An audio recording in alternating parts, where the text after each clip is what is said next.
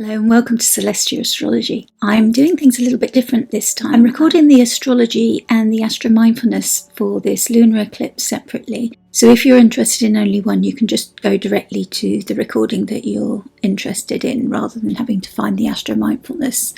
But I do suggest listening to both because it helps to ground yourself in the astrology before you listen to the astro mindfulness. This episode is for the astrology of the lunar eclipse. So thank you for joining me for this exploration of the upcoming South Node lunar eclipse, and it's happening at 5 degrees of Libra on the 25th of March. And if we look at the foundations of what is a lunar eclipse, and astrologers like to talk about the music of the spheres sometimes, how they sometimes perform what looks like a ballet, and in our lifetimes and even in like what's expected to be the lifetime of our solar system, we never see the spheres align at the exact same position. There's always something different, so any moment is never exactly the same, and that's what I find so magical about astrology. And a lunar eclipse happens when the sun, the earth and the moon align precisely, and in this case the earth is travelling in between the sun and the moon and casting a shadow onto the moon. And of course the moon only reflects the light of the sun. The sun is the light of our solar system. It provides the light for all the planets and for us here on Earth, and the moon reflects that light, and that's where we gain all our significations of the planets. The sun is the eternal light that never goes out, and the moon gets all of its significations from the fact that it's a reflection, that it gathers that light and distributes it, it embodies it and reflects it, and it waxes and wanes as it travels.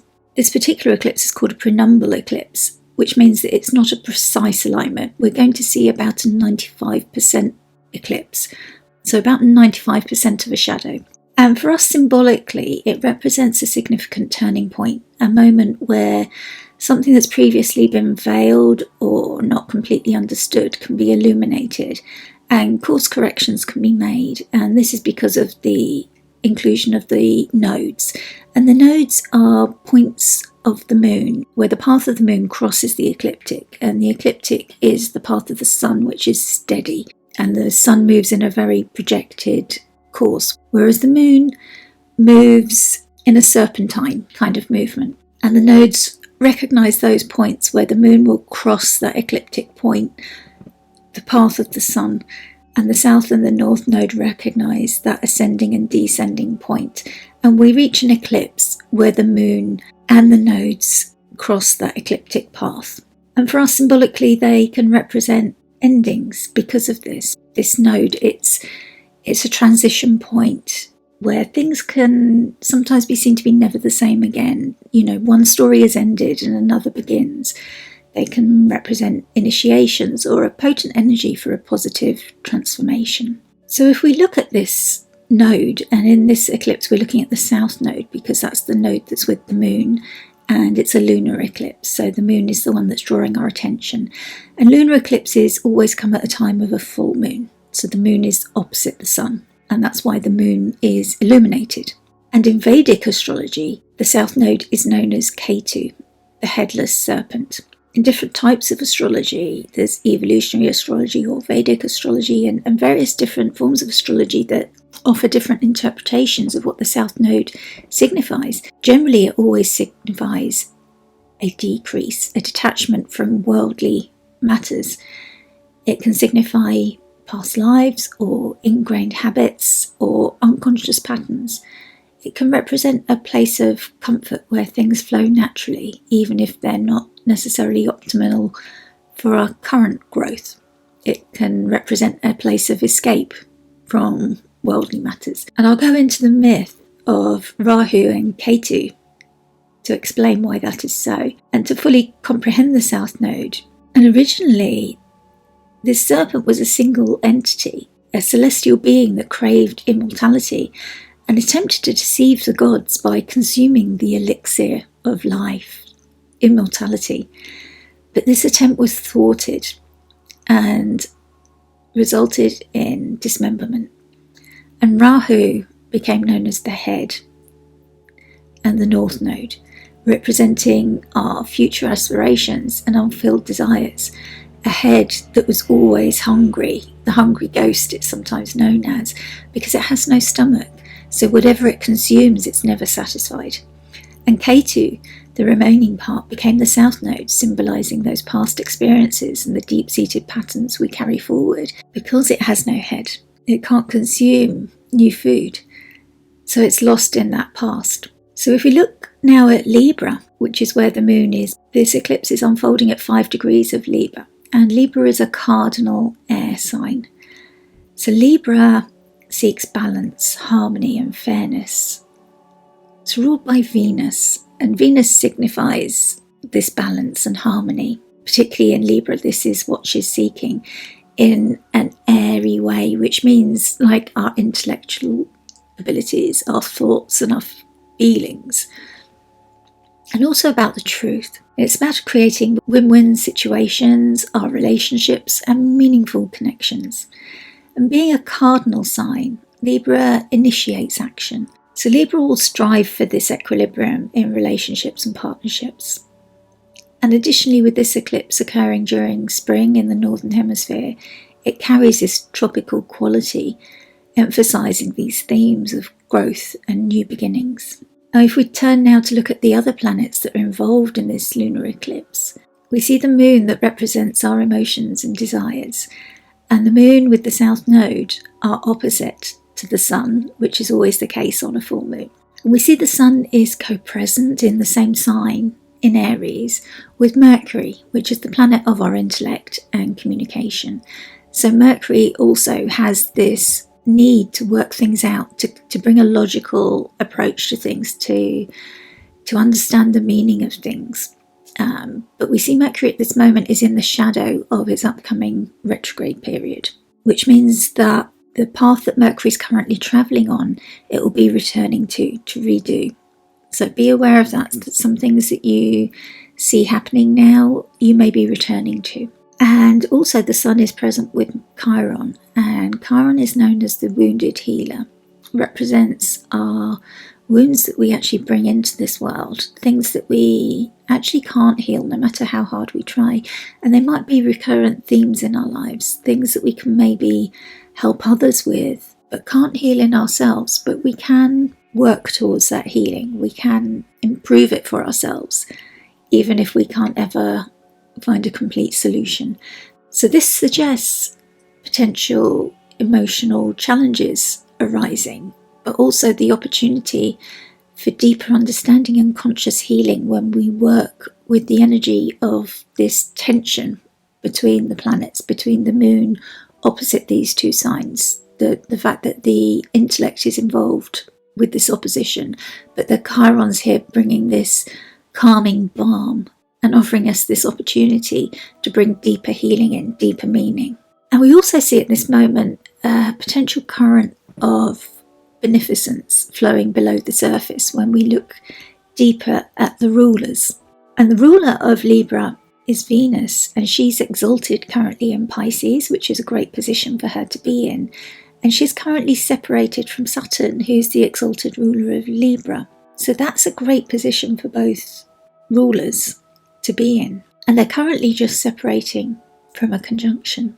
And they're bringing together this feeling of responsibility and boundaries. Saturn is the Lord of Time, so there's a sense of maturation here, of issues that are longer standing being brought to light. And Venus bringing her compassion and the Piscean intuition and a mature and responsible approach to navigating these potentially emotionally charged themes, with finding a longer lasting solution, something that will actually stand the test of time here now, where maybe you've tried and failed before. Things that come to you now can actually work and stick and last for you. And notably, I've seen that both Venus and Saturn are currently in the Decan, which is another astrological division. Decans are actually older. We divide the zodiac into 12 signs, but the Decans is a division of 36, and that predates our division of 12. And the Decan is Jupiter, and that represents expansion and abundance. So that again is a benefic place for them both to be. And that further emphasises the positive and growth-oriented influence or potential. And also we see that both rulers, Venus and Saturn, are currently forming a harmonious sextile aspect with Jupiter in Taurus. And this further highlights the opportunities for stability and grounded expansion with benefic support for the work that you're doing. Eclipse will be visible over much of Europe, Northeast Asia, Australia, Africa, North and South America, the Pacific, Atlantic, Arctic, and even Antarctica. And if you go to nasa.com, if you want to research further, you will see that NASA has a list of Saros, S-A-R-O-S, cycles. And each eclipse gets a number. Astrologers like to look at cycles. There's always cycles. Every planets come together in cycles, and eclipses do too. And NASA classifies each eclipse by these Saros cycles, and they're 18-year cycles. And this particular eclipse falls within Saros cycle 113. And this is an 18-year cycle, and there are usually around 71 eclipses within the complete cycle.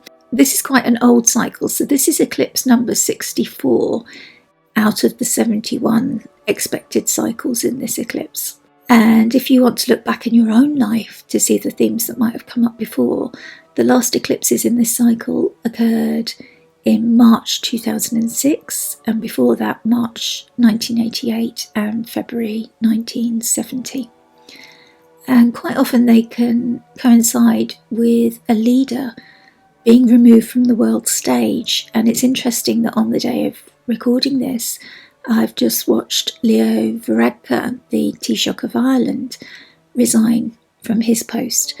So I would definitely say that corresponds with the signification of this particular eclipse, and also the Saros cycle 113, that when we met for Astara with my Ars group, I did note that that would be something we might expect to see within this couple of weeks window, is that a major leader would step down or be removed from the world stage in some way. So in a way, it's a relief that it's a decision of his own to step down. And also we can see the way that the nodes shift our lives and our life themes, because we've been experiencing for the last 2.5 years, up to last year, we had an intense focus on the Taurus Scorpio axis, and that was fixed energy. This now with Libra and Aries is cardinal, and that was a period of confronting deep-seated issues and forging personal transformation.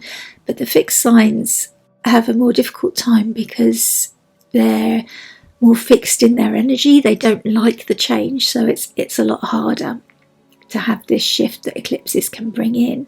Whereas cardinals like to initiate change. They're used to that energy of change, so they find it more natural to move with that change.